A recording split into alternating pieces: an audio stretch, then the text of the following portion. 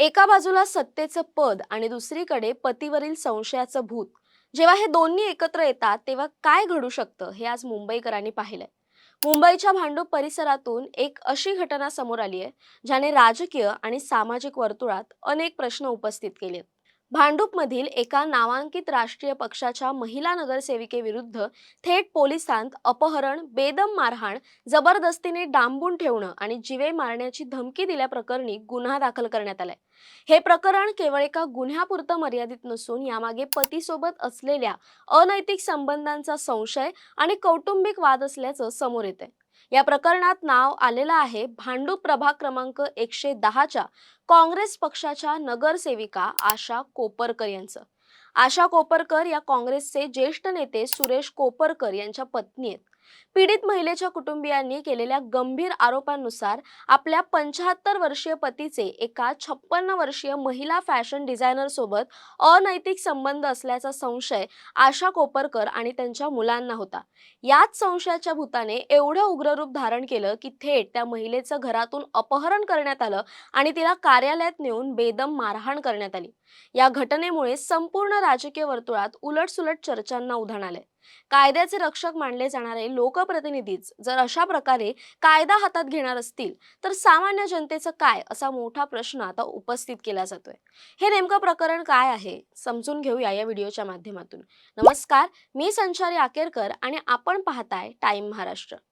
या पीडित महिलेची आणि काँग्रेस नेते सुरेश कोपरकर यांची ओळख कशी झाली होती, तर पोलिसात दाखल केलेल्या FIR नुसार तक्रारदार महिला ही 56 वर्षाची असून ती भांडूपमधील नेपच्यून या परिसरात राहते. ती एक व्यावसायिक फॅशन डिझायनर आहे. 2010 पासून भांडूप पश्चिम भागात आपल्या 2 मुलींसोबत ती राहते. 2019च्या निवडणुकीच्या प्रचारादरम्यान या महिलेची आणि काँग्रेसचे ज्येष्ठ नेते सुरेश कोपरकर यांची ओळख झाली होती. त्यानंतर घाटकोपरमधील एका प्रसिद्ध साई भंडाऱ्याच्या कार्यक्रमात त्यांची पुन्हा भेट झाली. यावेळी त्या महिलेने व्यावसायिक आणि कौटुंबिक कारणांमुळे सुरेश कोपरकर यांना आपल्या ऑफिसमध्ये चहासाठी आमंत्रित केलं. याच भेटीदरम्यान त्यांच्यात मोबाईल नंबरची देवाणघेवाण झाली आणि हळूहळू त्यांच्यात घरोब्याचे संबंध निर्माण झाले.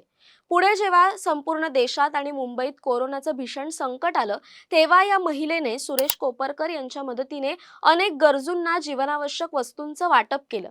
एवढंच नाही तर कोपरकर यांच्यासाठी काम करणारे लोक जनतेला मदत करण्यासाठी या महिलेच्या मैत्रिणीच्या मुलाच्या बँक खात्यावर पैसे पाठवायचे असेही तिने तक्रारीत नमूद केले. कामानिमित्त सुरेश कोपरकर यांचे या महिलेच्या घरी सतत येणं जाणं होत होतं.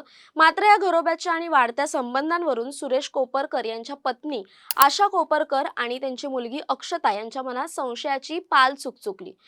याच सोबत असं देखील माहिती समोर आली आहे की सुरेश कोपरकर यांनी या महिलेला भांडूप येथील सोनापूर भाग जो आहे तिथे एक हॉटेल, मालवणी हॉटेल उघडून दिलं होतं. परंतु काही कारणास्तव हे हॉटेल नंतर बंद करण्यात आलं. तसंच या महिलेला कर्जत येथे एक बंगला बांधून देण्यात आला होता. या सर्व रागातून 2022 मध्ये आशा कोपरकर आणि त्यांच्या मुलीने या फॅशन डिझायनर महिलेला फोन करून अत्यंत खालच्या पातळीवर जाऊन शिवीगाळ केली होती आणि सुरेश कोपरकर यांच्यापासून दूर राहण्याची धमकी देखील दिली होती. हाच जुना राग मनात ठेवून गेल्या काही दिवसांत या संशयाने अत्यंत हिंसक वळण घेतलं. तक्रारीनुसार 5 मे 2026 रोजी दुपारी आशा कोपरकर यांच्या मुली अक्षता आणि मनस्वी, जावई कुणाल भोईर आणि त्यांचा खासगी कार चालक रेहमान हे थेट या तक्रारदार महिलेच्या घरात घुसले. त्यांनी घरात असलेल्या लहान मुलीला अत्यंत अश्लील भाषेत शिवीगाळ करत धमकावलं आणि त्या 56 वर्षीय महिलेला घरातून बळजबरीने लिफ्टमधून ओढत नेत खाली उभ्या असलेल्या पांढऱ्या रंगाच्या इनोव्हा कारमध्ये बसवलं. तिथून तिचे भरदिवसा अपहरण करून तिला विलेज रोड भांडूप येथील सुरेश कोपरकर यांच्या मुख्य कार्यालयात नेण्यात आलं. कार्यालयात नेण्यानंतर नगरसेविकेचा मुलगा सर्वेश कोपरकर, मुलगी अक्षता, मनस्वी आणि जावई कुणाल भोईर यांनी त्या महिलेचे दोन्ही मोबाईल फोन बळजबरीने हिसकावून घेतले आणि तिची कसून तपासणी केली.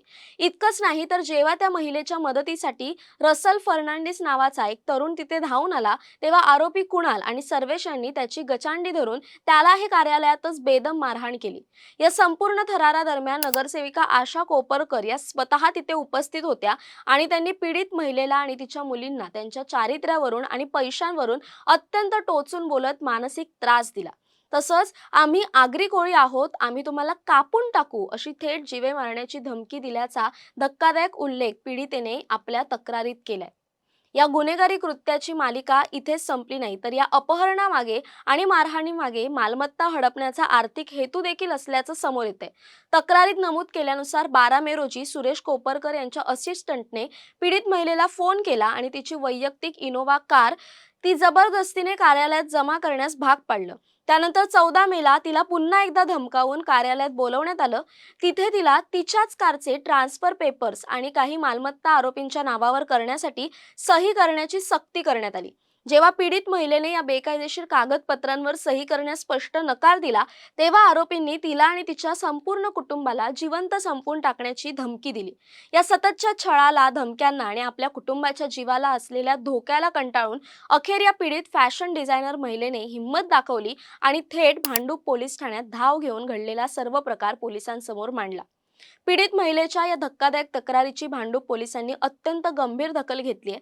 पोलिसांनी काँग्रेस नगरसेविका आशा सुरेश कोपरकर, त्यांचा मुलगा सर्वेश कोपरकर, मुलगी अक्षता आणि मनस्वी कोपरकर, जावई कुणाल भोईर आणि खासगी वाहन चालक रेहमान या सर्वांविरुद्ध भारतीय दंड संहितेच्या आणि कायद्याच्या विविध कलमांखाली गुन्हा दाखल केलाय. या FIR मध्ये या सर्वांची नावं आरोपी आणि सहआरोपी म्हणून लिहिण्यात आली आहेत. सध्या महिला पोलीस निरीक्षक सविता नारायण जाधव या प्रकरणाचा अत्यंत सखोल आणि कायदेशीर तपास करतात. या प्रकरणात रात्री उशिरापर्यंत कोणालाही अधिकृत अटक झाल्याची माहिती समोर आलेली नाहीये, परंतु पोलिसांचा तपास सुरू आहे. एका बाजूला राजकीय वजन आणि दुसऱ्या बाजूला कुटुंबातील अंतर्गत संशयाचा वाद. यामुळे एका निष्पाप महिलेला आणि तिच्या कुटुंबाला ज्या भयंकर मानसिक आणि शारीरिक त्रासाला सामोरं जावं लागलं, ते खरोखरच विचार करायला लावणार आहे. या 60 वर्षांच्या आशा कोपरकर या 2026च्या महापालिका निवडणुकीत भांडूपच्या प्रभाग क्रमांक 110 मधून काँग्रेस पक्षातून निवडून आल्या होत्या. यावेळी त्यांना 9179 मतं पडली होती. तसंच 17च्या निवडणुकीत देखील या काँग्रेस पक्षातून नगरसेविका म्हणून निवडून आल्या होत्या. यावेळी त्यांना 5174 मतं पडली होती. अशी देखील माहिती समोर आली आहे की यंदाच्या निवडणुकीमध्ये सोनापूरचा जो मुस्लिम बहुल भाग आहे, तेथील मुस्लिम मतं मिळवण्यासाठी मुस्लिम मतदारांना धमक्या देण्याचा प्रकार कोपरकर यांच्याकडून झाला होता, अशी माहिती समोर आली आहे. त्यामुळे आता या प्रकरणात पुढे काय होतं, कोणाला अटक होते का, हे पाहणं महत्त्वाचं ठरणार आहे.